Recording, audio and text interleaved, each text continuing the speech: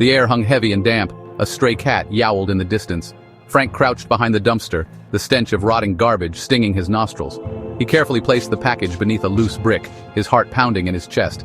This was it, his ticket out, or so he thought. Frank's palms were slick with sweat. He glanced at his watch, his breath catching in his throat. Where was Jimmy? He was late.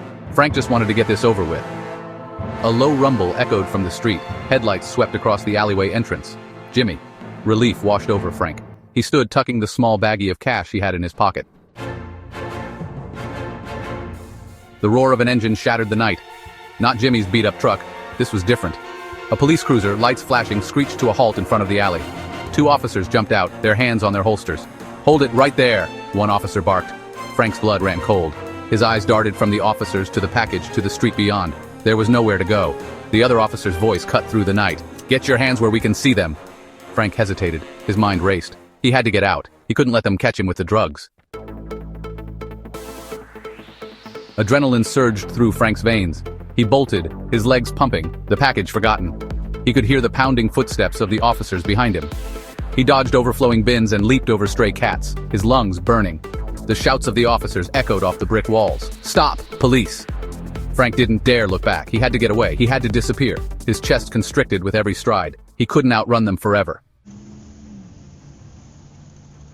The alley opened into another street. Lights, traffic, people. Frank's heart sank. He was trapped. The officers were closing in, their heavy breathing audible. "Stop right there!" an officer yelled, his voice hoarse. Frank glanced over his shoulder. One of the officers was dangerously close. He could see the determination in their eyes. There was nowhere left to run. Section 5. The Price of Freedom. Frank's legs gave way beneath him. He stumbled and fell, scraping his hands on the rough pavement. The officers were on him in an instant. Cuffs snapped shut around his wrists. His chest heaved as he struggled to catch his breath. Despair washed over him, heavy and suffocating. He had failed. He had risked it all, and for what? The clang of the cell door echoed in the sterile, brightly lit room. Frank sat on the edge of the cot, his head in his hands. The weight of his situation crashed down on him. He was facing serious charges, possession with intent to distribute. His life as he knew it was over.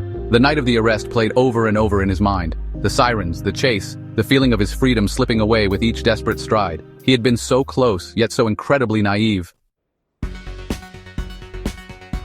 Frank thought back to his life before. He had a decent job, a loving family. He wasn't rich, but he was happy. He had let greed cloud his judgment, believing he could take a shortcut to a better life. Now he had nothing. He had thrown away his future, his family's trust, all for a chance at easy money. The realization hit him with a dull ache in his chest. It wasn't worth it. None of it was worth it.